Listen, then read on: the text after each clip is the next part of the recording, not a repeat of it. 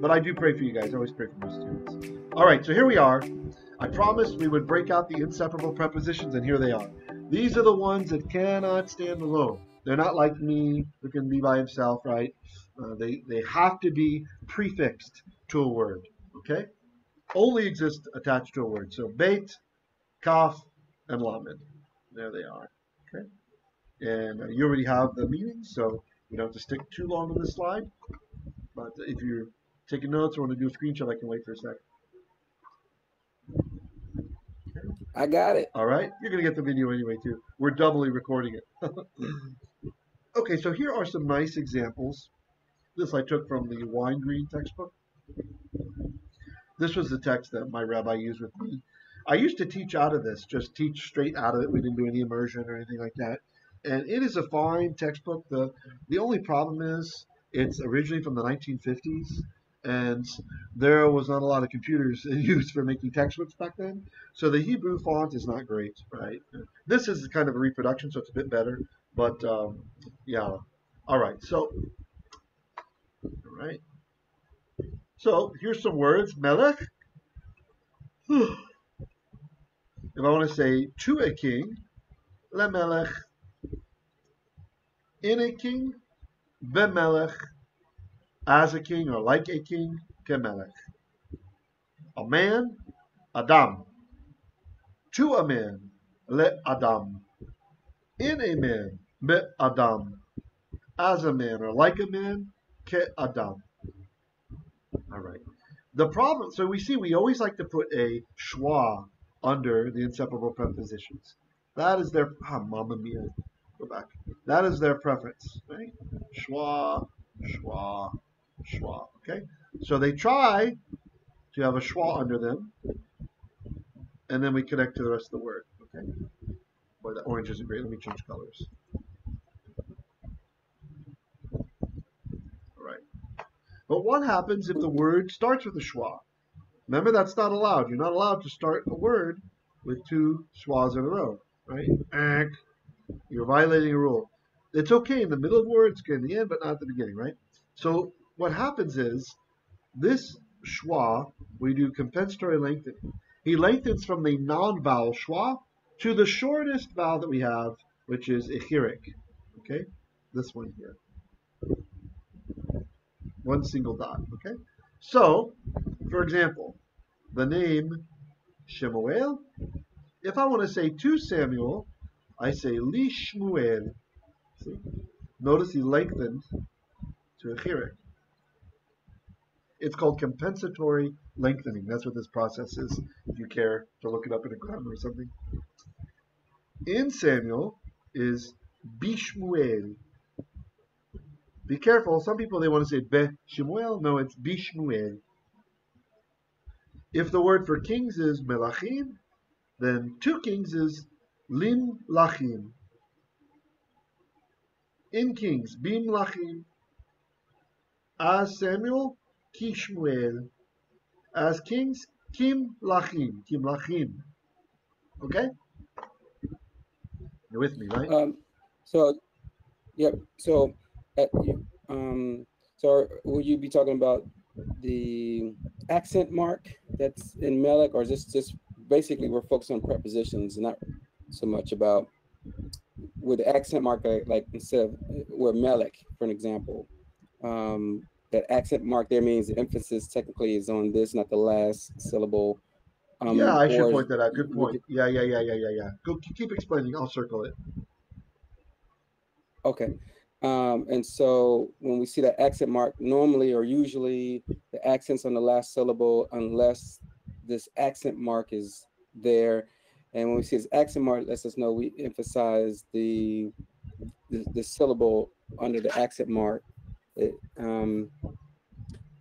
I guess that's what I was wondering, is that like, we don't really have to, well, he doesn't really have to concern himself with that for right now. Right. Just more or less just the prepositions. And then when we get into the other diacritics, then we'll revisit that. Exactly. So usually the accent's on the last syllable, right? By default in Hebrew. Whereas English, it's on the first syllable, right? So the reason it's marked here with this accent mark is just so that we know that the word is not melech, it's melech. Melech, right? Melech. So you don't have to draw that when you write it. If you can just remember that it's melech, then no problem. But that's why Weingreen put that there. And if you're curious, this grammar is called A Practical Grammar for Classical Hebrew by Jacob Weingreen, and it's Oxford Press. Okay, right? But I'll be showing stuff from other grammars. So, okay, so we have a special case though. What if the word starts with a yod that already has a schwa under it, right? So in this case, we would think that we would first lengthen just to the chiriq, like you see here, li Yehuda. But what ends up happening is the yod quiesces; it loses its consonant property. Just like in English, the letter Y sometimes is a consonant, like in yes, y, y. But sometimes it's a vowel, as in predator and prey. Right? In that case, we don't say pray, y. We say pray, and it's not a consonant. So same thing in Hebrew. So what happens is the word Judah, Yehuda, the yod has lost its value as a consonant, and he's part of the vowel. So this is lihuda. That's the way. If you put a lamed in front, you say lihuda. In Judah is bihuda. Okay. Jerusalem is another word that starts with a yod and a schwa. So to Jerusalem is Lirushalayim. Notice there's our long chiriq, a full chiriq. It's the dot and the yod. That's a long vowel called the long chiriq. Lirushalayim. In Jerusalem, Birushalayim. Notice there's no vowel sound under the yod. As Judah or like Judah, Kihuda. As Jerusalem, Kirushalayim. All right, you guys with me? Yes. Okay, great. What if, instead of starting with a normal schwa, what if the word begins with a consonant that has a composite schwa under it? Okay, so here's our example. At the top, we have Ari, which means lion, right? Ah, man, stop. Ari. You can tell it's onomatopoetic, right? Ari. How they came up with that name. So the problem here is gutturals like aleph, they cannot take a vocal schwa. They can only take a silent schwa. Vocal schwa is not allowed. Ayin also cannot take a vocal schwa. When you see a word that has an ayin with a vocal schwa under it, that is a ketiv kare issue. The Masoretic, they purposely put it there in an unreadable format so that you know the tradition is a different word, right? So, for example, in some places in the text, we have the word for hemorrhoids, and instead the Masoretes, they have us pronounce boils, right? Because they don't think that it's proper to be saying hemorrhoids in the text there, so things like that, right? So in this case, what happens is instead of vocal schwa, you get the composite schwa, okay? So if you remember, the composite schwas are, you don't have to remember the names, but they look like this. This is chataf patach. There's three of them. And there's chataf segol. And then there's chataf kametz chataf. This is the technical name. So you notice they're all chataf, and then they have an actual vowel sound that's part of them, okay? So these are composite schwas. So in this case, what happens is instead of lengthening our lamed to a chiriq, instead, what it does is it copies the vowel sound that is associated with the composite schwa. So in the case of ari, right, ari, we actually have chataf patach. So the vowel sound part is the patach, right? The schwa is not making any noise, right? So that's what we copy. So if I want to say for a lion, so down here is lion ari. For a lion is la ari. You see what happened? He kind of reduplicated the sound that is part of that composite schwa. Do you guys see it?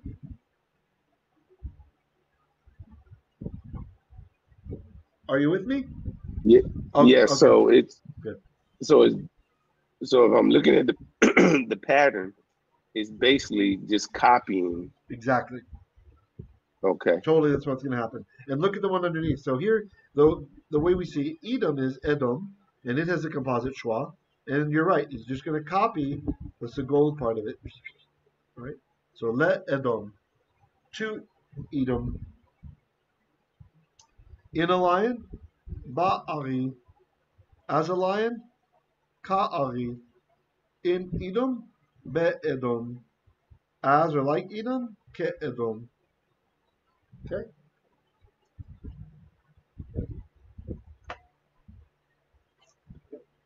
All right, I'm going to change the slide just a sec. Did you process that?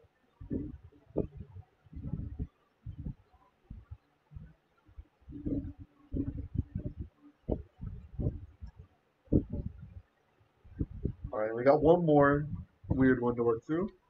This is actually our last slide. This one has to do with aleph. Aleph. Sneaky, sneaky aleph. Atstein. Okay. Aleph. So aleph.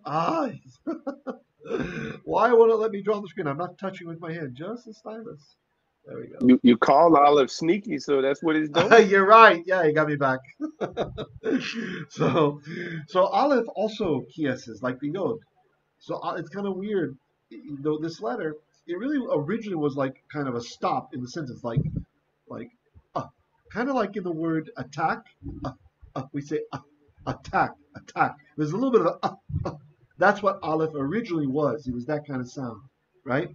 Although with Sephardic Hebrew, we don't pronounce it that way anymore. And Israeli Hebrew is Sephardic Hebrew for the most part. So, and that's the way we learn. For the sake of Klal Israel, we're learning to pronounce like they do. So, like the Sephardim do. So the aleph, he already has no sound for us, so it's kind of weird to say this, but think of it as having a slight sound originally. And he's going to lose the sound. Just like the Y lost his consonantal sound, the aleph will also, okay?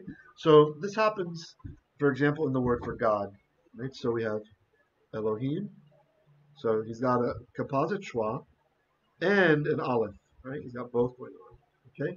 So first we do this, and we think everything is fine. Let Elohim. But then what's going to happen, that aleph is going to lose his consonantal properties. And he's going to join the vowel here, lengthening it to tseri. So this is not even a short vowel, it's a half vowel. But he lengthens, with the aleph, he lengthens to be tseri. So Lelohim. Lelohim means for God or like God. Or if the pagans can be saying for gods, right? Okay. Belohim, in God. Notice there's no, when you do your search pattern coming down, there's no vowel sound here anymore. The aleph is part of the sound. So it probably would have been something like be Elohim. Oh no, he loses it. I'm sorry. It's just Belohim. Okay? All right? And like God, Kelohim. So I don't know if you know, there's a famous song. Ein Keloheinu, Ein Kadonenu, Ein Kemoshienu, and I messed it up, but anyway. So Ein Keloheinu, Ein, you learned today already. Ein. What's Ein mean? Ein. There is none. Ein Keloheinu. There's none like our God. Oh, this is Kelohim, but we put the new suffix on the end. It means ours. Ein Keloheinu means there's none like our God. I guess in modern Hebrew you could say Ein Kelohim Shelano, right? You could do that, Shelano. Okay? Are you guys with me so far? Yes. Okay, great. All right, so let's see. Now some pointings that you might come across. It didn't seem to shake you up too much. We saw this in the passage from First Shemuel that we read today, but well, let me just explain it anyway. So this has to do, these next rules specifically with the Tetragrammaton, okay? So the Yod-He, Waw-He, right? The name. Okay. So why is it written with a patach here? What is going on? Okay. So, well, what is going on is it's a ketiv kere issue, right? Since we know we're not supposed to read the Tetragrammaton aloud, instead we either say Adonai or Elohim. Sometimes it's pointed to be Elohim, sometimes it's pointed to be Adonai. Most of the time Adonai, right? Well, since Adonai is an aleph with the chataf patach here, he's not going to elide, but that is a composite schwa. So when we try to put the lamed there, he's going to copy this vowel sound, right? So la. So that's why you'll see lamed with a patach before the tetragrammaton, right? Clearly, we wouldn't do this if we're supposed to pronounce the yod, right? Because it would be that way. It would be either a shewa, or if the yod was already with the shewa, it would assimilate to be li, like li Huda, li Rushalayim, right? So clearly, the Masoretes are warning us not to say God's name here. Instead, we say la Adonai, or really really did very well, deftly done by Yosef tonight when he said La Hashem, or we would just say Lashem, right? Lashem. And that's because of a rule you don't know yet about what they do to the Devon article, but it's still really nice what you did. That's good. Okay? So, of course, here's why it's like La Adonai over here. What happens? La Adonai. Okay? And he does actually elide. I misspoke before he elides. Okay? And so, Ba Adonai, Ka Adonai. And again, we have it over here. Ba Adonai, Ka Adonai. Okay? You guys good on that? So, yeah. So question.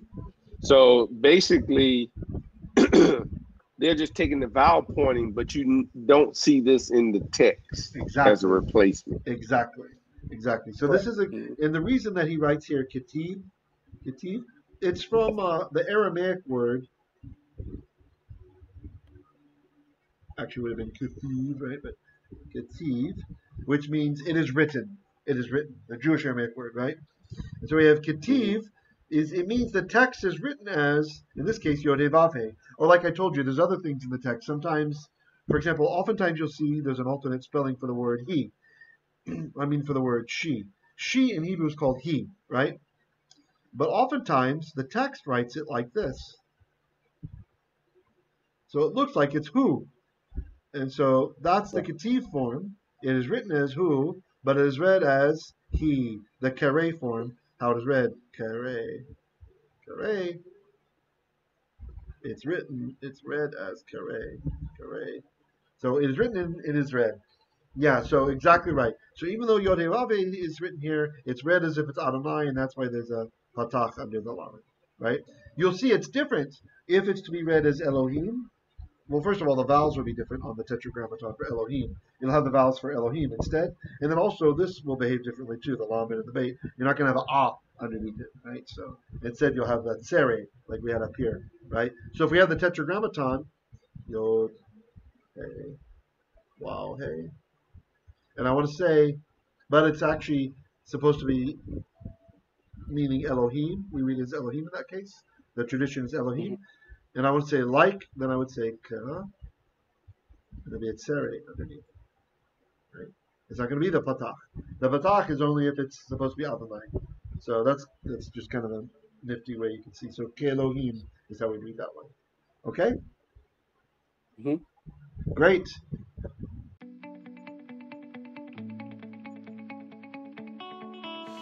To enable me to produce more free content, please consider becoming a patron. Join me at www.patreon.com/HebrewLiteracy. Toda Rabba.